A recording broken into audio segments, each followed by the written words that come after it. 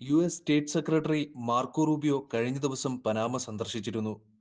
Panama കടൽ തിരിച്ചെടുക്കാനുള്ള യു.എസിന്റെ ആലോചനയ്ക്കിടെയാണ് state സെക്രട്ടറിയുടെ സന്ദർശനം. അതിനാൽ ഏറെ പ്രാധാന്യത്തോടെയാണ് ലോകം റൂബിയോയുടെ സന്ദർശനത്തെ കണ്ടത്.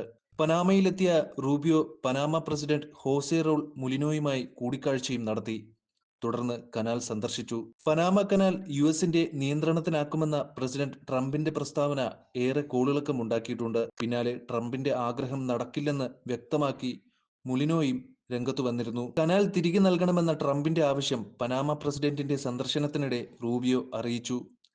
ചൈനയുടെ സ്വാധീനം കനാലിന് ഭീഷണിയാകുമെന്ന് ട്രംപ് പറഞ്ഞിട്ടുണ്ടെന്നും റൂബിയോ അറിയിച്ചു. പെട്ടെന്നൊരു മാറ്റം ആവശ്യമാണെന്നും മാർക്കോ റൂബിയോ പനാമയെ അറിയിച്ചിട്ടുണ്ട്. ലോകം മുഴുവൻ എതിർക്കുമ്പോഴും പനാമ കനാൽ ഏറ്റെടുക്കലുമായി ട്രംപ് മുന്നോട്ടു പോകുകയാണ്. ശക്തമായ നടപടിയുമായി മുന്നോട്ടു പോകുമെന്നാണ് ട്രംപിന്റെ ഭീഷണി. ശക്തമായ എന്തെങ്കിലും ഉടൻ ഉണ്ടാകുമെന്നാണ് ട്രംപ് മുന്നറിയിപ്പ് നൽകിയിരിക്കുന്നത്. കനാൽ തിരിച്ചെടുക്കുമെന്ന ട്രംപിന്റെ പരാമർശങ്ങൾക്കെതിരെ പനാമ പ്രസിഡന്റ് രംഗത്തു വന്നിരുന്നു. ട്രംപിന്റെ വാക്കുകൾ തള്ളിക്കളയുന്നുവെന്നായിരുന്നു മുലിനോ പ്രതികരിച്ചത്. മാത്രമല്ല, ഇത് സംബന്ധിച്ച് ഐക്യരാഷ്ട്രസഭയ്ക്ക് കത്തും നൽകി. കനാൽ പനാമയുടേതാണെന്നും അത് വിട്ടുകൊടുക്കില്ലെന്നും ഐക്യരാഷ്ട്രസഭ സെക്രട്ടറി ജനറൽ അന്റോണിയോ ഗുട്ടറസിന് അയച്ച കത്തിൽ പറയുന്നു. അമേരിക്കയുടെ നിലപാട് ഐക്യരാഷ്ട്രസഭയുടെ മൂല്യങ്ങളുടെ ലംഘനമാണെന്നും പനാമ പ്രസിഡന്റ് അവകാശപ്പെട്ടു. പനാമ കനാൽ ഉപയോഗിക്കുന്നതിന് നിലവിൽ അമിത നിരക്കാണ് ഈടാക്കുന്നത്. ഈ അമിത നിരക്ക് എടുത്തു കളഞ്ഞില്ലെങ്കിൽ കനാലിന്റെ നിയന്ത്രണം അമേരിക്ക ഏറ്റെടുക്കുമെന്നായിരുന്നു ട്രംപിന്റെ ഭീഷണി. അമേരിക്കൻ കപ്പലുകൾക്ക് കനാലിൽ അമിത നിരക്ക് ഏർപ്പെടുത്തുന്നുവെന്നാണ് ട്രംപിന്റെ പരാതി. പനാമ കനാൽ മേഖലയിലെ ചൈനീസ് സ്വാധീനത്തെക്കുറിച്ചും ട്രംപ് സൂചിപ്പിച്ചിരുന്നു.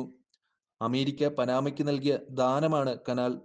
എന്നിട്ടും അമേരിക്കയോട് ഇങ്ങനെ ചെയ്യുന്നത് ശരിയല്ലെന്നുമാണ് ട്രംപ് കുറ്റപ്പെടുത്തിയത്. സോഷ്യൽ മീഡിയ പ്ലാറ്റ്ഫോമിലൂടെയായിരുന്നു ട്രംപിന്റെ വിമർശനം. പനാമ അമിത നിരക്ക് ഈടാക്കുന്നത് അപമാനിക്കലാണ്, അധിക്ഷേപമാണ്. അമേരിക്ക പനാമയ്ക്ക് നൽകിയ ദാനമാണ് കനാൽ.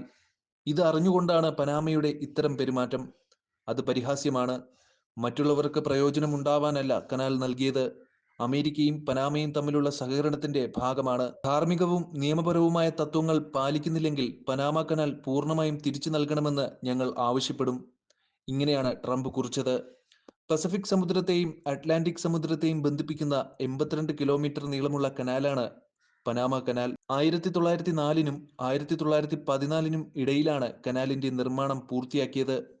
1977 വരെ അമേരിക്കയ്ക്കായിരുന്നു നിയന്ത്രണം. പിന്നീട് അമേരിക്കൻ പ്രസിഡന്റ് ജിമ്മി കാർട്ടർ ഒപ്പുവെച്ച കരാർ അനുസരിച്ച് 1999 ഡിസംബർ 31-നാണ് കനാലിന്റെ നിയന്ത്രണം പനാമയുടെ കൈകളിലെത്തിയത്. പ്രതിവർഷം 14,000 കപ്പലുകൾ വരെ കനാൽ മുറിച്ചു കടക്കുന്നുണ്ട്. ആഗോള വിപണിയുടെ നല്ലൊരു ശതമാനം വ്യാപാരവും നടക്കുന്നത് പസഫിക്കിനെയും അറ്റ്ലാന്റിക് സമുദ്രങ്ങളെയും ബന്ധിപ്പിക്കുന്ന പനാമ കനാലിലൂടെയാണ്. ഇതുവഴി അറ്റ്ലാന്റിക്കിൽ നിന്ന് പസഫിക് സമുദ്രത്തിലേക്കെത്താൻ 8 മുതൽ 10 മണിക്കൂർ വരെയാണ് എടുക്കുക.